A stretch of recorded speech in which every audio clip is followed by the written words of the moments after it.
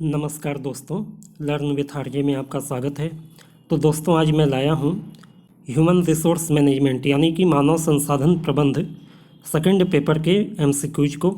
आइए देखते हैं। सबसे पहला प्रश्न है, मजदूरी का भुगतान किया जाता है। Wages are paid to the कर्मचारी, एम्प्लाई, श्रमिक, लेबर, प्रबंधक, मैनेजर या निदेशक, बोर्ड ऑफ डायरेक्टर। तो देखो, मजदूरों को जो मजदूरी दी जाती है उसे हम वेजेज कहते हैं। यहाँ पे ऑप्शन नंबर बी आपका सही होगा। बाकी कर्मचारी, प्रबंधक या निदेशक मंडल को जो पेमेंट किया जाता है वो या तो सैलरी के नाम से होता है या फिर बोर्ड ऑफ डायरेक्टर्स या मैनेजर्स को कमीशन भी दे दिया जाता है। ठीक है, लेकिन इनको किया गया पेमेंट कभी भी वेजेज के कैटेगरी में नहीं आता है। वेजेज दिया जाता है मजदूरों को यानी लेबर क्लास को। अगला प्रश्न देखिए, न्यूनतम वेतन अधिनियम कब पास हुआ? 1948, 1949, 1958 या 1979? Minimum wage act was passed 1948, 49, 58 या 79? तो यहाँ पे आपका ऑप्शन नंबर ए सही होगा। 1948 में मिनिमम वेज एक्ट पास किया गया था। अगला प्रश्न है, children below the age group of what can not work as labour according to the labour act? Labour act के अनुसार यानी श्रमिक अधिनियम के अंतर्गत इससे कम आयु वर्ग के बच्चे श्रमिक के रूप में काम नहीं कर सकते हैं। 14 साल, 15 साल, 18 साल या 21 साल? तो यहाँ पे आपका ऑप्शन नंबर ए सही हो जाएगा। 14 ईयर यानी 14 वर्ष से कम बच्चों को एज अ लेबर फैक्ट्रीज में काम में नहीं लगाया जा सकता है according to the labour act. अगला प्रश्न देखते हैं, मुआवजा कर्मचारी को उसके लिए दिया जाने वाला पुरस्कार है। Compensation is a reward to the employee for their performance यानी प्रदर्शन, वर्क यानी कार्य, कंट्रीब्यूशन टू द ऑर्गेनाइजेशन संगठन में योगदान या चतुराई, स्मार्टनेस? तो यहाँ पे आपका ऑप्शन नंबर सी सही होगा, कंट्रीब्यूशन टू द ऑर्गेनाइजेशन। यानी मुआवजा होता क्या है? मुआवजा जनरली तब दिया जाता है जब कर्मचारी काम छोड़ने वाला होता है या किसी वजह से उसे काम से हटाया जाता है। तो मुआवजा देने का मेन ऑब्जेक्टिव यही होता है कि एक तरीके से संस्था जो है उस कर्मचारी को एक तरीके का रिवार्ड दे रही है कि आपने संगठन में इतना समय दिया या हमारे लिए इतना आपने सेवा दिया, तो इसके बदले में ये एक तरीके का रिवार्ड कंपनी आपको दे रही है। संगठन में योगदान के बदले में प्रदान किया जाने वाला एक रिवार्ड के रूप में दिया जाता है। अगला प्रश्न है, मुआवजे का उद्देश्य क्या नहीं है? Which is not objective of compensation? To establish equity, समानता स्थापित करना, टू इम्प्रूव एम्प्लॉई एफिशिएंसी, कर्मचारी की दक्षता में सुधार करना, लागत को नियंत्रित करने के लिए, टू कंट्रोल कास्ट, या फिर अवैध विनियमन का अनुपालन करना, to comply with in legal regulation? तो देखो यहाँ पे ऑप्शन नंबर डी सही होगा, to comply the in legal regulation. भाई कोई अधिनियम अवैध होगा तो उसे आप क्यों पालन करेंगे? ठीक है, यहाँ इन लीगल रेगुलेशन कह रहा है, इन लीगल चीज़ों को आप क्यों फॉलो करेंगे? तो ये तो कभी भी मुआवजे का उद्देश्य हो ही नहीं सकता है। बाकी तीनों उद्देश्य हो सकते हैं। तो यहाँ पे ऑप्शन नंबर डी आपका सही हो जाएगा। अगला प्रश्न है, who is responsible for the compensation decision making? मुआवजा संबंधी निर्णय लेने के लिए कौन जिम्मेदार है, यानी ये निर्णय कौन लेता है? HR यूनिट एंड मैनेजर, मानव संसाधन इकाई और प्रबंधक, वर्कर कर्मचारी, लेमैन यानी आम आदमी, या BOD यानी बोर्ड ऑफ डायरेक्टर्स? तो यहाँ पे आपका ऑप्शन नंबर ए सही होगा। जब भी कोई कंपनसेशन का डिसीजन लेना होता है कि किसी व्यक्ति को कितना कंपनसेशन दिया जाए, तो उसमें HR डिपार्टमेंट काम करता है, HR यूनिट काम करती है, और मैनेजर्स, ये दोनों लोग मिलकर डिसीजन लेते हैं। अगला प्रश्न है, elitist remuneration system are prevalent among? अभिजात्य पारिश्रमिक प्रणालियाँ प्रचलित हैं। वेल इस्टेब्लिश्ड फर्म, अच्छी तरीके से स्थापित फर्में, कंपनीज विथ मैच्योर प्रोडक्ट, परिपक्व उत्पाद वाली कंपनियाँ, कंपनीज विथ लिमिटेड कंपटीशन, सीमित प्रतिस्पर्धा वाली कंपनियाँ, या ऑल ऑफ द एबव? तो देखो, ये इलिटिस्ट रेम्यूनरेशन का मतलब ये है कि रेम्यूनरेशन और जो भी मुआवजा संबंधी अमाउंट तय होता है वो लेवल के हिसाब से, कर्मचारी के लेवल के हिसाब से अलग अलग तय किया जाता है। ठीक है, उच्च स्तर के अधिकारी को ज़्यादा मुआवजा वगैरह दिया जाएगा, जो कर्मचारी थोड़े निचले स्तर पे हैं उनके स्तर के अनुसार मुआवजे की राशि भी कम हो जाती है। मुआवजा दो तरीके से दिया जा सकता है, एक तो इलिटिस्ट सिस्टम होता है और दूसरा होता है समाजवादी मुआवजा प्रणाली कहते हैं, ठीक है, इलिगेंट, ठीक है। तो इसमें क्या है, मुआवजे की रकम चाहे कोई भी कर्मचारी हो, किसी भी लेवल पे काम करता हो, मुआवजे में समानता रहती है समाजवादी प्रणाली में। और ये जो अभिजात्य पारिश्रमिक प्रणाली है इसमें लेवल के हिसाब से मुआवजे की राशि बदलती रहती है। जितने उच्च पद पे काम करने वाले लोग हैं उनको मुआवजा ज़्यादा मिलता है। तो ये इलिटिस्ट सिस्टम कौन फॉलो करता है, तो ऑल ऑफ द अबव, यानी जो कंपनियां स्थापित हैं, परिपक्व उत्पाद बनाती हैं और प्रतिस्पर्धा में सीमित प्रतिस्पर्धा का सामना करती हैं, ये लोग अपने यहाँ लेवल के हिसाब से बड़ी कंपनियां कह लीजिए या बहुत इस्टेब्लिश्ड कंपनियां जो हैं इस तरीके की मुआवजा प्रणाली को अपनाती हैं। अगला प्रश्न है, equal remuneration act 1976 prohibit discrimination in the matter relating to the remuneration on the basis of religion, reason, sex या ऑल ऑफ द अबव। समान पारिश्रमिक अधिनियम 1976 के आधार पर पारिश्रमिक के संबंधित मामलों में भेदभाव पर रोक लगाई गई है, धर्म के आधार पे, क्षेत्र के आधार पे, लिंग के आधार पे या ऊपर के सभी। तो यहाँ पे आपका ऑप्शन नंबर डी सही होगा। समान पारिश्रमिक अधिनियम में ये बात कही गई है कि भाई धर्म, जाति, क्षेत्र या लिंग के आधार पर मजदूरी या पारिश्रमिक में कोई भेद नहीं किया जाएगा, ठीक है। समान काम के लिए समान वेतन दिया जाने का नियम इसमें बनाया गया है। अगला प्रश्न है, the following is not a concept of wage, daily wage, minimum wage, fair wage या लिविंग वेज। निम्नलिखित में मजदूरी की अवधारणा नहीं है। दैनिक मजदूरी, न्यूनतम मजदूरी, उचित मजदूरी या जीवन निर्वाह मजदूरी। तो यहाँ पे आपका ऑप्शन नंबर ए सही होगा। डेली वेज का कॉन्सेप्ट जो है कोई अलग से नहीं बताया गया है, ये पॉपुलर तो है और मेन उस केस में पॉपुलर होता है जब टेम्प्रोरी तौर पे मजदूरों की ज़रूरत को पूरा करने के लिए टेम्प्रोरी मजदूर रखे जाते हैं, तब डेली वेज का बात आता है। नहीं तो वेज एक्ट में जो वेज के प्रकार बताए गए हैं या जो अवधारणा बताई गई है उसमें minimum wage, fair wage, living wage, ये सारी बातें कही गई हैं, डेली वेज का कहीं भी उल्लेख नहीं है। तो यहाँ पे ऑप्शन नंबर ए आपका सही हो जाएगा। अगला प्रश्न है, which can be fixed by comparison with the accepted standard wage. किसे स्वीकृत मानक वेतन से तुलना करके तय किया जा सकता है। मिनिमम वेज यानी न्यूनतम मजदूरी, फेयर वेज उचित मजदूरी, लिविंग वेज जीवन निर्वाह मजदूरी या उपरोक्त सभी। तो यहाँ पे आपका ऑप्शन नंबर बी सही हो जाएगा। फेयर वेज यानी उचित मजदूरी को आमतौर पे स्वीकृत मानक वेतन से तुलना करके तय किया जाता है कि ये कितना होना चाहिए।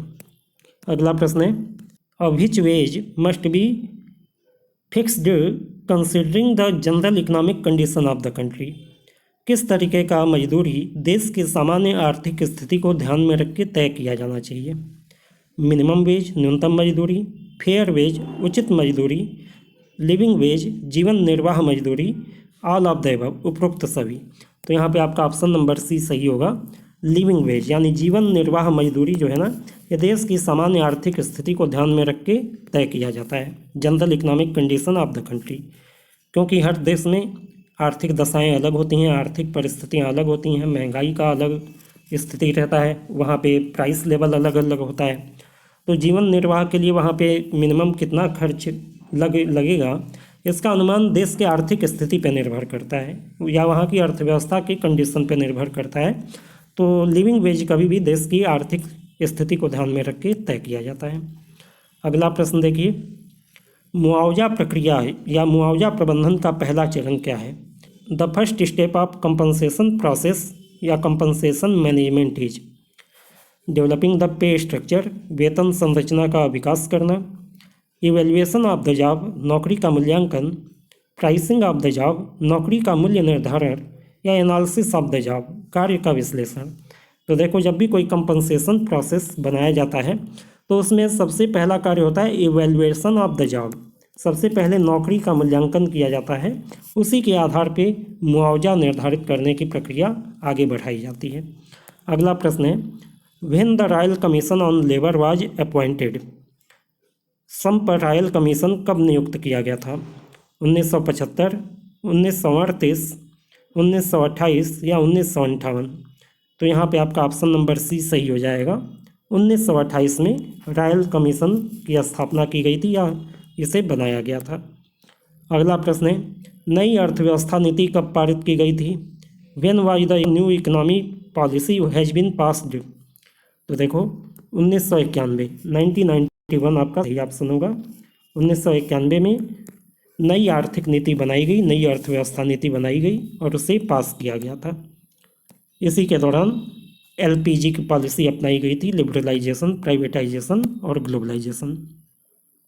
अगला प्रश्न है, which one is not the internal contingent factor in compensation plan? निम्न में से कौन सा आंतरिक आकस्मिक कारक नहीं है एक मुआवजा योजना के लिए?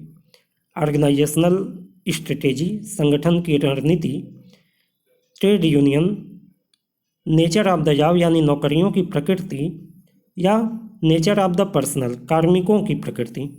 तो देखो, जब किसी कंपनसेशन प्लान को बनाया जाता है तो ऑर्गेनाइजेशन की स्ट्रेटेजी को ध्यान में रखा जाता है, जॉब के नेचर को भी ध्यान में रखा जाता है और कर्मचारियों की प्रकृति क्या है इसे भी ध्यान में रखा जाता है। लेकिन इसमें कहीं भी ट्रेड यूनियन का कोई रोल नहीं होता है। ऑप्शन नंबर बी आपका सही हो जाएगा।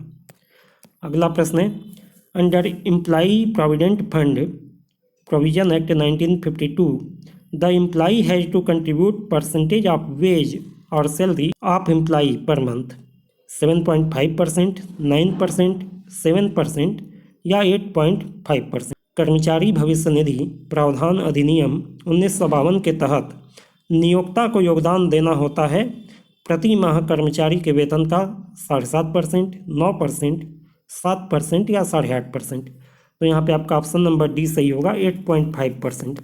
किसी भी कर्मचारी या मजदूरी की जो भी सैलरी या वेजेज है इसका 8.5% नियोक्ता को कंट्रीब्यूशन देना होता है एम्प्लॉई प्रोविडेंट फंड में, कर्मचारी भविष्य निधि फंड में। ठीक है, अगला प्रश्न देखिए, मुआवजा प्रबंधन का मूल उद्देश्य किन दोनों की आवश्यकता पूरा करना है? The basic objective of compensation management is meeting the need of both कर्मचारी और संगठन, एम्प्लॉई एंड ऑर्गेनाइजेशन, कर्मचारी और श्रमिक, एम्प्लॉई एंड लेबर, श्रमिक एवं श्रमिक संघ, लेबर एंड लेबर यूनियन, या कर्मचारी और प्रबंधक, एम्प्लॉई एंड मैनेजर। तो देखो, मुआवजा प्रबंधन का मूल उद्देश्य होता है कि ऑर्गेनाइजेशन और एम्प्लॉई इन दोनों की आवश्यकताएं पूरी हों। कर्मचारी और संगठन इनकी आवश्यकता की पूर्ति के लिए मुआवजा प्रबंधन किया जाता है। अगला प्रश्न है, विच theory explain the employee and employer relationship? कौन सा सिद्धांत कर्मचारी और नियोक्ता के संबंध की व्याख्या करता है? एजेंसी थ्योरी, एजेंसी सिद्धांत, पीस रेट थ्योरी यानी नग के हिसाब से दर सिद्धांत, गैंट टास्क थ्योरी, गैंट कार्य योजना, या Maslow hierarchy need theory, Maslow का पदानुक्रम मीड सिद्धांत। यहाँ पे आपका ऑप्शन नंबर ही सही होगा, एजेंसी थ्योरी, यानी कि एम्प्लॉयर एम्प्लॉई रिलेशनशिप भी जो है ना वो एजेंसी के सिद्धांत पर ही बेस्ड है। ठीक है, ऑप्शन नंबर ये आपका सही हो जाएगा। अगला प्रश्न है, job evaluation is a process, one time process, yearly process at the end, continuous process या रैंडम प्रोसेस? नौकरी का मूल्यांकन एक प्रक्रिया है, एक बार की प्रक्रिया, वार्षिक प्रक्रिया जो साल के अंत में की जाती हो, निरंतर प्रक्रिया या रैंडम प्रक्रिया? तो देखो, जॉब इवैल्यूएशन या नौकरी का मूल्यांकन जो है एक कंटिन्यूअस प्रोसेस है, निरंतर जो है इसे मूल्यांकित किया जाना पड़ता है, लगातार बेसिस पे नियंत्रित किया जाता है, मूल्यांकित किया जाता है। अगला प्रश्न है, is it legal to pay differences on such protected personal characteristics as sex, race, colour, material status? यहाँ पे पूछ रहा है, क्या ये कानूनी रूप से मान्य है कि लिंग, नस्ल, रंग जैसी संरक्षित व्यक्तिगत विशेषताओं के आधार पे भुगतान में अंतर किया जाए? ट्रू, सत्य, फॉल्स, असत्य, या स्लाइटली फॉल्स यानी कुछ कुछ गलत है, या स्लाइटली ट्रू यानी थोड़ा बहुत सही है? तो यहाँ पे आपका ऑप्शन नंबर बी सही होगा कि ये पूरी तरीके से गलत है, असत्य है। यानी लीगल तौर पे आप sex, race, colour, material status आदि के आधार पर कर्मचारियों के बीच में डिफरेंसेज नहीं कर सकते हैं। ठीक है ना, भुगतान में अंतर नहीं कर सकते हैं। अगला प्रश्न है wage fund theory was propounded by, वेतन निधि सिद्धांत किसने प्रतिपादित किया था? Adam Smith, J S. Mill, David Ricardo या कार्ल मार्क्स? तो यहाँ पे आपका ऑप्शन नंबर ए सही होगा, एडम स्मिथ। 1723 से 1719 के बीच में इन्होंने वेतन निधि सिद्धांत को प्रतिपादित किया था। अगला प्रश्न है विच theory of ways is based on the population, वेतन का कौन सा सिद्धांत जनसंख्या पर आधारित है? वेज फंड थ्योरी, वेतन निधि सिद्धांत, सब्सिस्टेंस थ्योरी, निर्वाह सिद्धांत, मार्जिनल प्रोडक्टिविटी थ्योरी, सीमांत उत्पादकता सिद्धांत या फिर बिहेवियरल थ्योरी, व्यवहारजनक सिद्धांत? तो यहाँ पे आपका ऑप्शन नंबर बी सही होगा, सब्सिस्टेंस थ्योरी, यानी निर्वाह सिद्धांत जो है वो जनसंख्या पर आधारित है। ठीक है, पॉपुलेशन पे बेस्ड है। अगला प्रश्न है वेतन भुगतान अधिनियम, पेमेंट ऑफ वेज एक्ट कब बना? 1936, 1948, 1976 या 1965? तो यहाँ पे आपका ऑप्शन नंबर एक सही हो जाएगा कि 1936 में पेमेंट ऑफ वेज एक्ट बनाया गया। मिनिमम वेज एक्ट कब बना? न्यूनतम वेतन अधिनियम 1936, 1948, 1976 या 1965? न्यूनतम वेतन अधिनियम 1948 में बना था, ऑप्शन नंबर बी आपका सही होगा। अगला प्रश्न है समान पारिश्रमिक अधिनियम, इक्वल रेम्युनरेशन एक्ट कब बना? 1936, 1948, 1965 या 1976? तो यहाँ पे आपका ऑप्शन नंबर सी सही हो जाएगा, 1976 में इक्वल रेम्युनरेशन एक्ट बना। इसके बाद payment of the bonus act 1965, 1948, 1936 या 1976? तो यहाँ पे आपका ऑप्शन नंबर ए सही होगा, 1965 में पेमेंट ऑफ बोनस एक्ट बना है। तो यहाँ पे याद कर लो, सबसे पहले वेतन भुगतान की बात कही गई, वेतन भुगतान एक्ट बना 1936 में। इसके बाद न्यूनतम वेतन निर्धारित किया गया 1948 में। इसके बाद न्यूनतम वेतन निर्धारित करने के बाद बोनस भुगतान का भी प्रोविज़न किया गया 1965 में, और 1965 के बाद इक्वल रेम्युनरेशन की बात की गई 1976 में। तो यहाँ पे ये वाला जो क्रम आपका है ना, ये सही है। पहले मजदूरी देने की बात कही गई, फिर मिनिमम मजदूरी देने की बात कही गई, उसके बाद बोनस भी देने की बात कही गई, और अंत में आपका समान मजदूरी की बात कही गई। ठीक है, ये 4 एक्ट बनाए गए हैं मजदूरी के संबंध में। इसके बाद देखो न्यूनतम वेतन निर्धारण मशीनरी सम्मेलन कहाँ पर 1928 के दौरान आयोजित किया गया था? The minimum wage fixing machinery convention was held at air during 1928? America, France, Australia या फिर जेनेवा? यहाँ पे ऑप्शन नंबर डी आपका सही होगा, ये जेनेवा में आयोजित किया गया था। अगला प्रश्न है article which under the directive principle of state policy of Indian constitution enjoins upon the state to secure equal pay for equal work for both men and women? यानी भारतीय संविधान के राज्य नीति निर्देशक सिद्धांत के तहत किस अनुच्छेद के तहत राज्य को पुरुष और महिलाओं दोनों के लिए समान काम के लिए समान वेतन सुनिश्चित करने का आदेश देता है? तो यहाँ पे आपका ऑप्शन नंबर ए सही हो जाएगा, आर्टिकल 39 में ये बात कही गई है, समान काम के लिए समान वेतन। Article 39 of the directive principle of state policy of Indian constitution में ये बात कही गई है। अगला प्रश्न है पहला वेतन बोर्ड मार्च 1957 में किस उद्योग के लिए नियुक्त किया गया था? The first wage board was appointed for which industry in March 1957? Cotton textile industry, सूती कपड़ा उद्योग, मेटल इंडस्ट्री, धातु उद्योग, केमिकल इंडस्ट्री, रासायनिक उद्योग या स्टील प्लांट्स, इस्पात संयंत्र? तो यहाँ पे आपका ऑप्शन नंबर सी सही होगा कि 1957 में सबसे पहले रासायनिक उद्योग के लिए यानी केमिकल इंडस्ट्री के लिए पहला वेतन बोर्ड गठित किया गया था। अगला प्रश्न है सिक्स्थ पे commission recommends how much hike in the salary of government employee? छठे वेतन आयोग ने सरकारी कर्मचारियों के वेतन में कितनी बढ़ोतरी करने की सिफारिश की है? 30%, 50%, 80% या 40%? तो देखो 6 पे कमीशन ने सरकारी कर्मचारियों की वेतन में 40% का इंक्रीज करने का बात रिकमेंड किया है। अगला प्रश्न है tax rebate of dash on education per child to the maximum of 2 children. प्रति बच्चा अधिकतम 2 बच्चों की शिक्षा पर कर की छूट कितनी मिलती है? तो यहाँ पे आपका ऑप्शन दिया हुआ है 12,050 रुपये, 12,500 रुपये, 13,500 रुपये या 12,000 रुपये। तो देखो, इनकम टैक्स एक्ट में 2 बच्चों के लिए, मैक्सिमम 2 बच्चों के लिए ये कहा गया कि पर चाइल्ड 1,000 रुपीज़ पर मंथ, ठीक है, ये टैक्स रिबेट मिलेगी। तो 1,000 रुपीज़ पर मंथ के हिसाब से साल भर का हो गया 12,000 रुपये। तो यहाँ पे प्रति बच्चा पूछा है, पर चाइल्ड कितनी छूट मिलेगी? ऑप्शन नंबर डी आपका सही हो जाएगा, 12,000। ठीक है, अगला प्रश्न है, किस निकास तकनीकी को गोल्डन हैंडशेक के नाम से भी जाना जाता है? Which exit technique is known as golden handshake? VRS, के ऑफ, रिटायरमेंट या रिजिग्नेशन? तो देखो, गोल्डन हैंडशेक के रूप में जाना जाता है VRS को, यानी वॉलंटरी रिटायरमेंट सर्विस। स्वैच्छिक रूप से यदि कोई सेवानिवृत्ति लेता है यानी काम छोड़ता है तो इसे गोल्डन हैंडशेक के नाम से पुकारा गया है। ऑप्शन नंबर ए आपका सही हो जाएगा। अगला प्रश्न है, an employee can apply for VRS after completing how many years of service? कोई कर्मचारी सेवा के कितने वर्ष पूरा करने के बाद VRS के लिए आवेदन कर सकता है? 7 ईयर, 10 ईयर, 15 ईयर या 25 ईयर?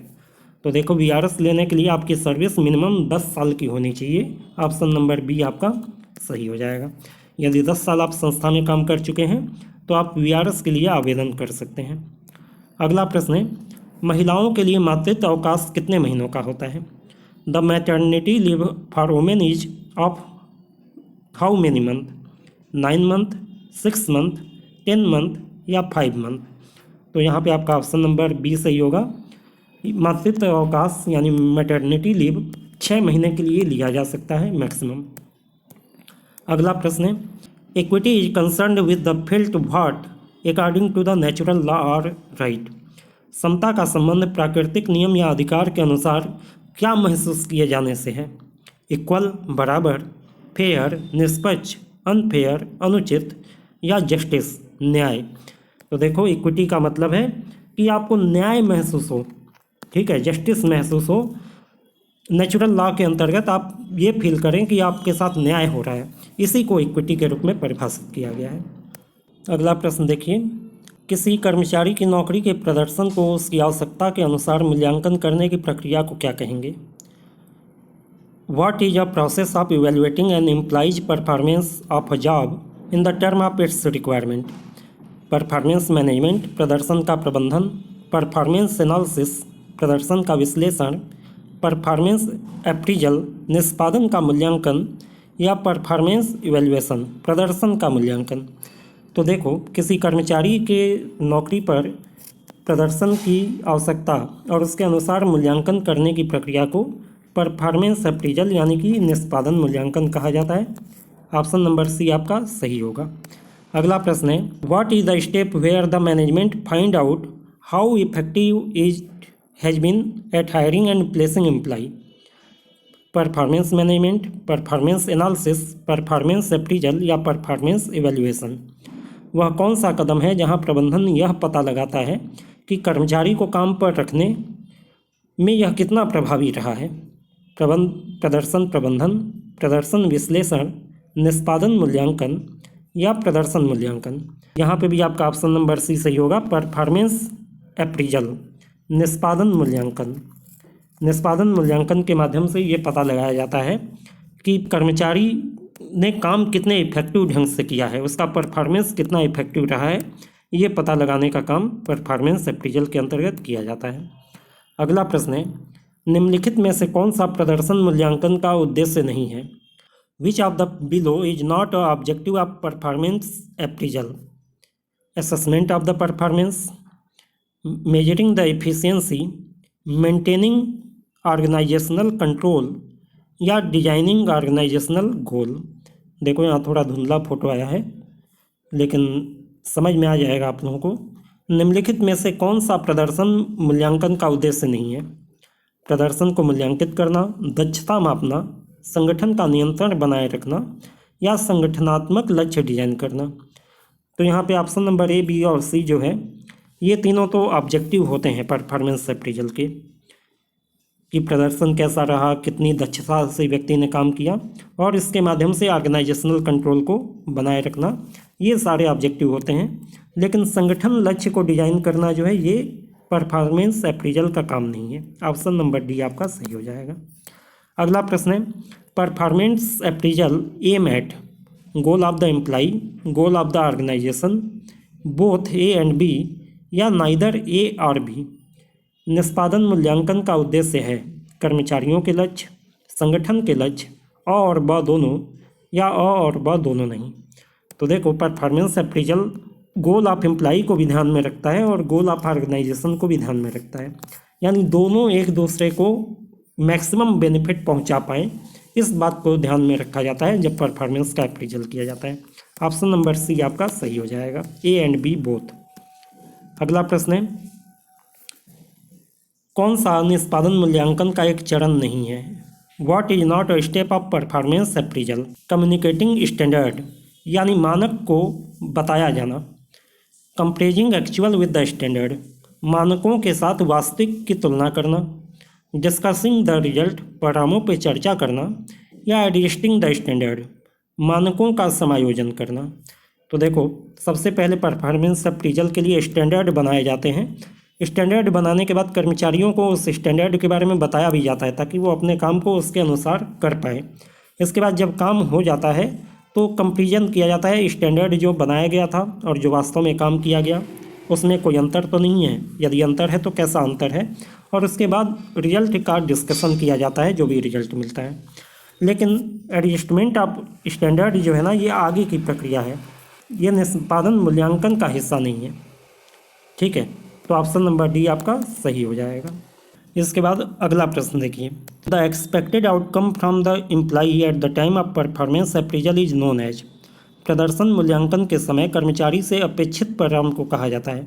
अपेक्षित परिणाम यानी कि जो परिणाम की इच्छा है संगठन को। डिसाइडेड परफॉर्मेंस, निर्णय लिया गया प्रदर्शन। स्टैंडर्ड, मानक। जनरल आउटकम, सामान्य परिणाम, या एक्सपेक्टेड परफॉर्मेंस, अपेक्षित प्रदर्शन। तो यहाँ पे ऑप्शन नंबर बी आपका सही होगा। जिस परिणाम की उम्मीद की जाती है उसे हम स्टैंडर्ड आउटपुट कहते हैं, ठीक है, या स्टैंडर्ड आउटकम कहते हैं। अगला प्रश्न है, when the actual performance of the employee are measured then it will be compared with. जब कर्मचारियों का वास्तविक प्रदर्शन मापा जाएगा तो उसकी तुलना किसके साथ की जाएगी? तो सीधी सी बात है कि वास्तविक प्रदर्शन की तुलना कभी भी स्टैंडर्ड के साथ की जाएगी। ठीक है, अदर मेंबर, प्रीवियस परफॉर्मेंस या ग्रुप परफॉर्मेंस से इसकी तुलना नहीं की जाएगी। जो स्टैंडर्ड हमने निर्धारित किया है उसके आधार पर ही हम कंपैरिजन करके परफॉर्मेंस अप्रेजल करेंगे। अगला प्रश्न देखिए, किसका उद्देश्य सही लोगों को सही काम पर रखने के लिए कर्मचारियों की ताकत और कमजोरियों की पहचान करना है? Whose objective is to identify the strength and weakness of the employee to place right man on right job. भर्ती, रिक्रूटमेंट, निष्पादन मूल्यांकन, परफॉर्मेंस अप्रेजल, चयन, सिलेक्शन, या प्रतिक्रिया, फीडबैक। तो यहाँ पे आपका ऑप्शन नंबर बी सही होगा। जब किसी व्यक्ति को काम पे रख लिया जाता है तो उसका रेगुलर बेसिस पे परफॉर्मेंस अप्रेजल इसीलिए किया जाता है कि सही व्यक्ति को सही काम सौंपा जा सके, जिस काम में जो व्यक्ति ज़्यादा निपुण है उस जगह पे उसे पहुँचाया जा सके। अगला प्रश्न है, निष्पादन मूल्यांकन के लाभों में शामिल नहीं है। What is not included in the advantage of performance appraisal? Compensation, मुआवजा, कम्युनिकेशन यानी कि संचार, सिलेक्शन, चयन, या प्रेरणा, मोटिवेशन। तो यहाँ पे आपका ऑप्शन नंबर सी सही होगा, सिलेक्शन। चयन के लिए कभी भी परफॉर्मेंस मूल्यांकन नहीं किया जाता है। कंपनसेशन परफॉर्मेंस के आधार पे मिलता है। कम्युनिकेशन भी उसी के आधार पे किया जाता है, किससे ज़्यादा कम्युनिकेट करना है, कम करना है। मोटिवेशन भी उसी आधार पे दिया जाता है, जो व्यक्ति थोड़ा परफॉर्मेंस कम कर रहा है उससे ज़्यादा मोटिवेशन की आवश्यकता होती है। लेकिन सिलेक्शन के लिए परफॉर्मेंस अप्रेजल का कोई मतलब नहीं है। निष्पादन मूल्यांकन की पद्धति बार्स का तात्पर्य है the performance appraisal method bars stand for behavioural attitude rating system, behavioural attitude ranking system, behavioural aptitude ranking system, या बिहेवियरल एंकर्ड रैंकिंग स्केल। तो यहाँ पे आपका ऑप्शन नंबर डी सही होगा, बिहेवियरल एंकर्ड रैंकिंग स्केल। इसका ये शॉर्ट फॉर्म है बार्स। ठीक है, ऑप्शन नंबर डी आपका सही हो जाएगा। अगला प्रश्न देखिए, किसी कर्मचारी का सभी दृष्टिकोण से विस्तृत मूल्यांकन करने के लिए कौन सी विधि का उपयोग किया जाता है? Which method is used to have a detailed evaluation of employee from all the perspective? BARS, assessment centre, MBO यानी मैनेजमेंट बाय ऑब्जेक्टिव, या 360 डिग्री? ये 3600 नहीं होना चाहिए, ये 360 डिग्री होना चाहिए। तो यहाँ पे आपका ऑप्शन नंबर डी सही होगा, 360 डिग्री। ठीक है, 360 डिग्री मूल्यांकन एक ऐसी विधि है जिसमें एम्प्लाई के ओवरऑल सारे पर्सपेक्टिव यानी सभी दृष्टिकोणों से इसका मूल्यांकन किया जाता है। अगला प्रश्न है, which of the following is not a performance appraisal bases? निम्न में से कौन सा प्रदर्शन मूल्यांकन पूर्वाग्रह नहीं है? हेलो इफेक्ट यानी हेलो प्रभाव, सेंट्रल टेंडेंसी यानी केंद्रीय प्रवृत्ति, पर्सनल बायस यानी व्यक्तिगत पूर्वाग्रह, या रॉन्ग सर्वे गलत सर्वेक्षण? तो देखो, जब किसी का परफॉर्मेंस अप्रेजल किया जाता है, मूल्यांकन किया जाता है, तो कोई ना कोई व्यक्ति ही मूल्यांकन है। तो मूल्यांकन करने वाले व्यक्ति के अंतर्गत जो मूल्यांकन की प्रक्रिया होता है उसमें कई बार पूर्वाग्रह भी लोगों का होता है। पूर्वाग्रह का मतलब किसी के बारे में किसी व्यक्ति की पहले से बनी हुई सोच। तो जब अप्रेजल होता है तो इसमें हेलो इफेक्ट, सेंट्रल टेंडेंसी और पर्सनल बायस ये तीनों प्रभावी होते हैं, लेकिन रॉन्ग सर्वे गलत सर्वेक्षण ये कोई पूर्वाग्रह का प्रकार नहीं है। अगला प्रश्न है, यदि किसी कर्मचारी की अनुपस्थिति कम है तो उसका पर्यवेक्षक उसे कार्य के अन्य सभी क्षेत्रों में उच्च रेटिंग दे सकता है। यह प्रदर्शन मूल्यांकन में किस प्रकार के पूर्वाग्रह का एक उदाहरण है? If a worker has few absence, his supervisor might give him high rating in all other area of work. This is an example of bias in performance appraisal. तो देखो, इसका एब्सेंस कम है यानी कि वो ज़्यादा प्रेजेंट है, ज़्यादा काम के प्रति जागरूक है, ऐसा महसूस होने के बाद सुपरवाइजर उसे बाकी एरिया में भी ज़्यादा रेटिंग दे सकता है। यदि ऐसा इफेक्ट आता है तो इससे कौन सा बायस कहा जाएगा? Hello effect, central tendency, personal bias, या स्टेरियोटाइपिंग? तो यहाँ पे ये हेलो प्रभाव है। ठीक है, हेलो इफेक्ट में क्या होता है कि किसी एक खूबी से प्रभावित होकर बाकी जगह पे उसकी कमियों को इग्नोर कर देना, ये हेलो इफेक्ट होता है।